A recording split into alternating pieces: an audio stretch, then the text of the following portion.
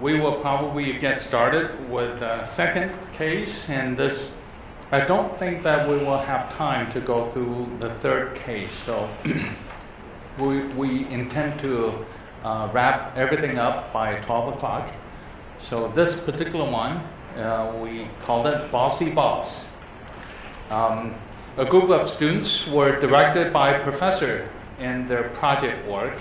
So it's, again, a student project, and however directed by a particular professor, where the professor claims that all patentable ideas came from him alone, and that the students were merely following his instructions to build a demo system. A demo system, you can think of it as a prototype or a demo system.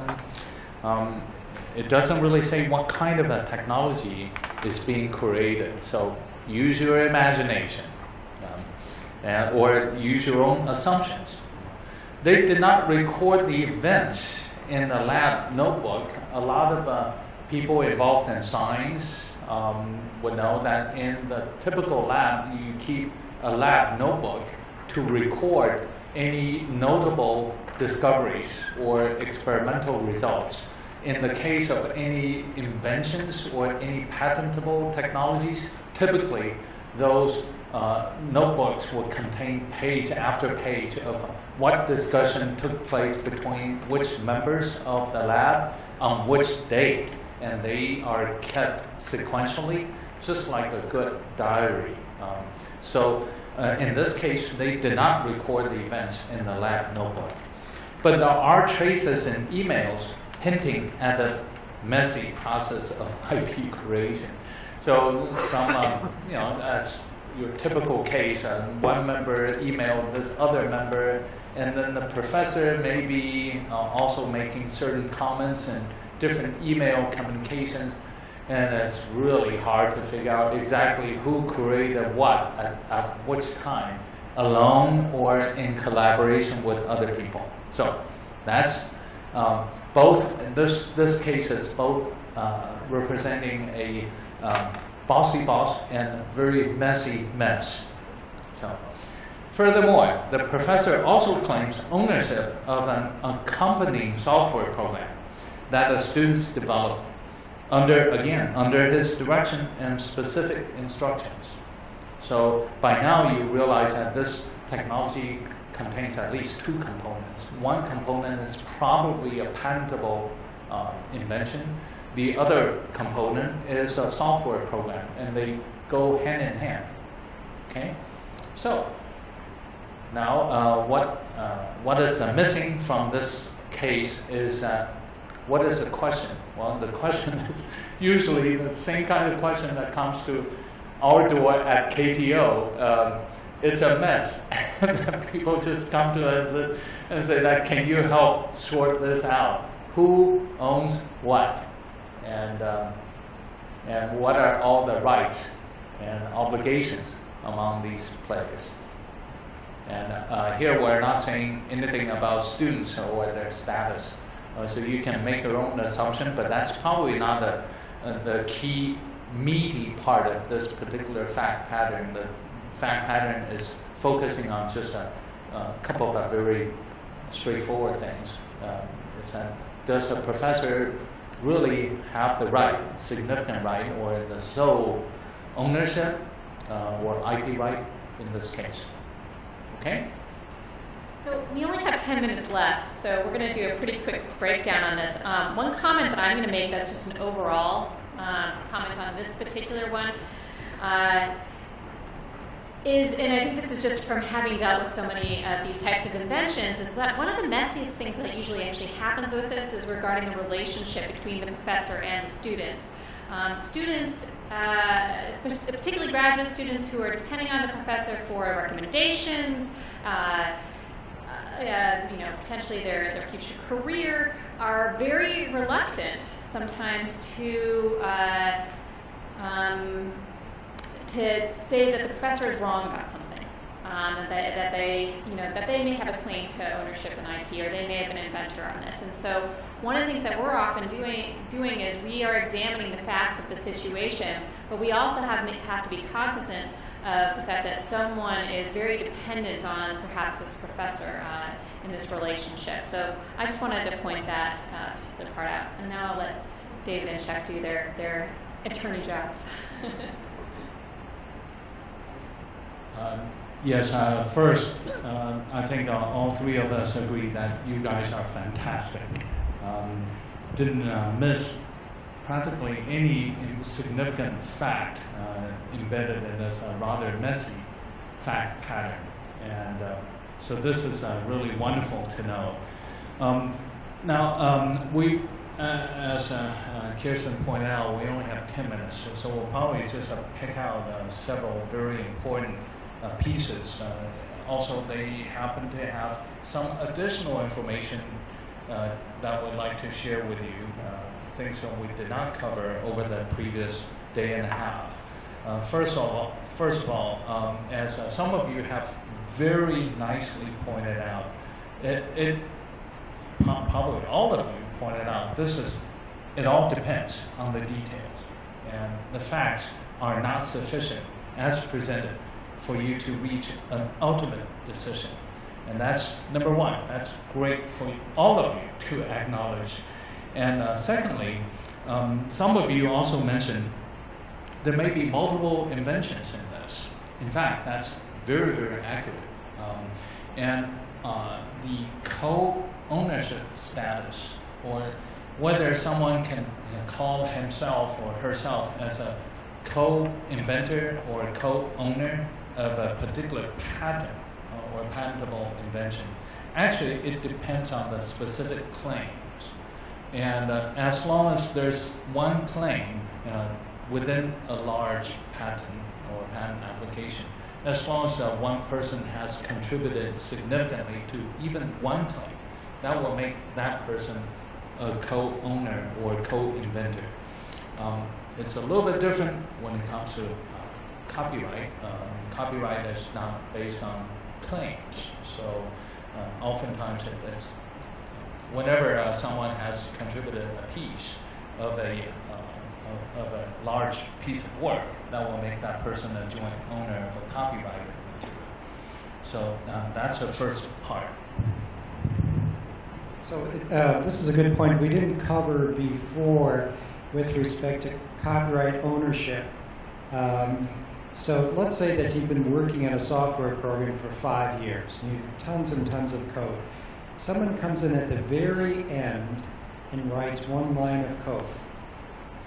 The question is whether that one line of code, it would make them a co-author and co-owner of the entire work if they worked on for 5 years. And the answer is yes. So you've got 5 years of work, someone comes at the very end and writes one line of code. They now become a 50-50 owner with you in that entire work. So you have to be very, very careful about this. This is kind of off the point, but it goes to this issue of ownership, co-ownership. And the same way with an invention, right? So you've been working on this big project, someone comes in and puts in one small detail into that, which is the subject of the claim. They now become a co-inventor, co-owner of it. That's what I want to say about it. Great.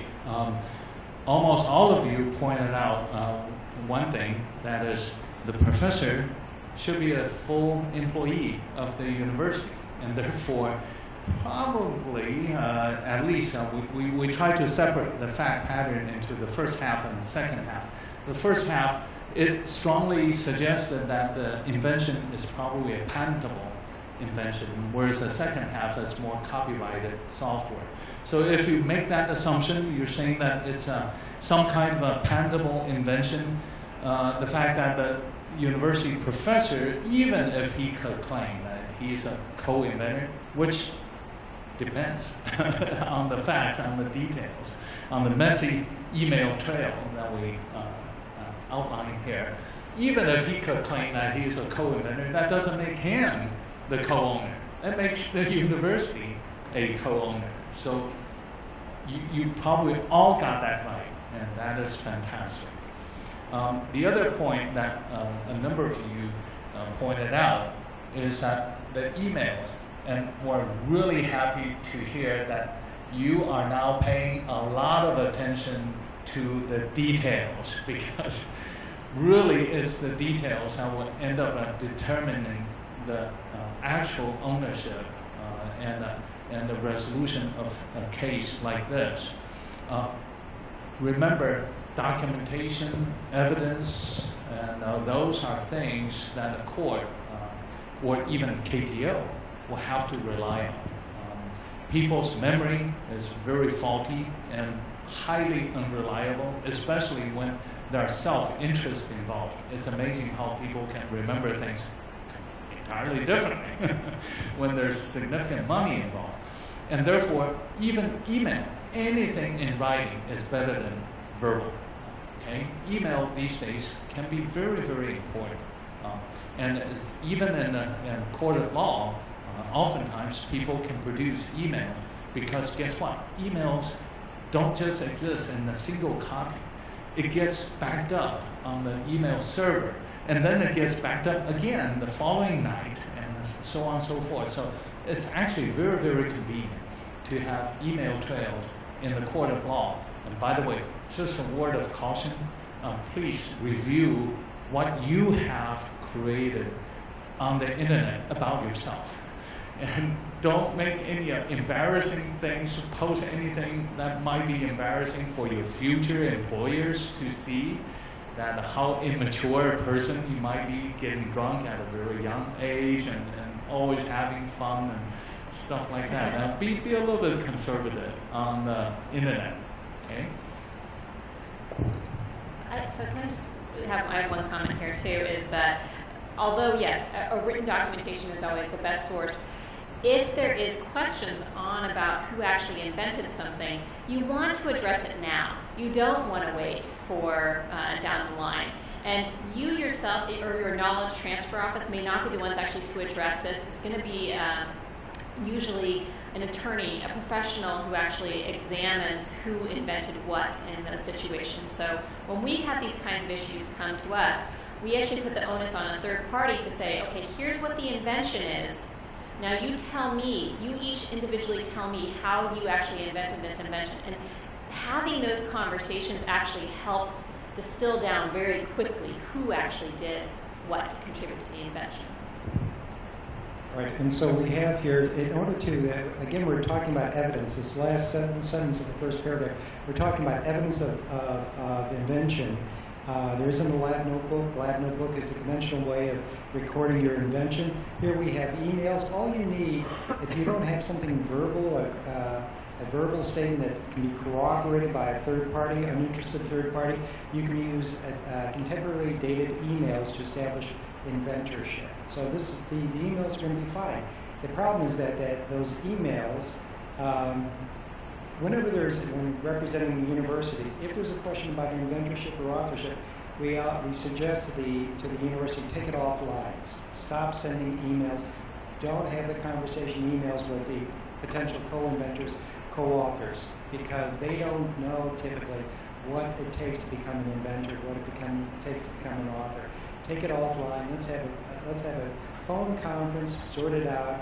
Then we can send an email or some way document what the resolution of that conversation is. Great. Now we're coming to the last portion, which is the copyrighted materials, the software program.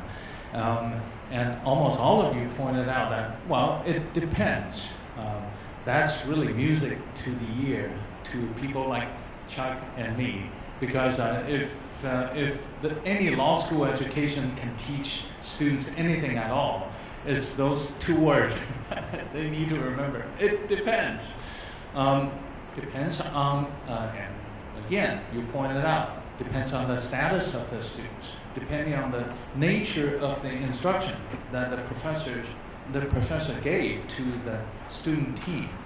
And over here, we intentionally made it fairly unclear. Under his direction and specific instructions, even with specific instructions, it didn't say that the professor actually outlined the initial code for the student to simply improve upon the code itself.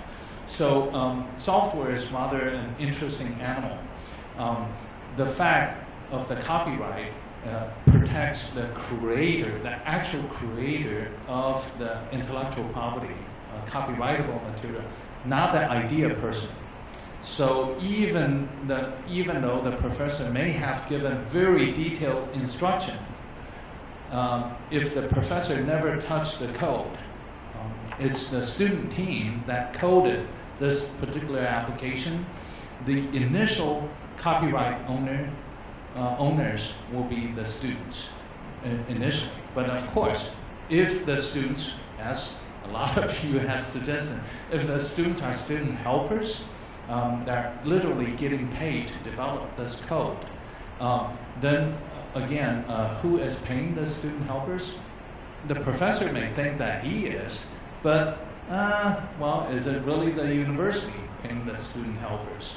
So again, the devil is in the details. And finally, a word of caution to anybody who has signature authority to hire people to do coding kind of work.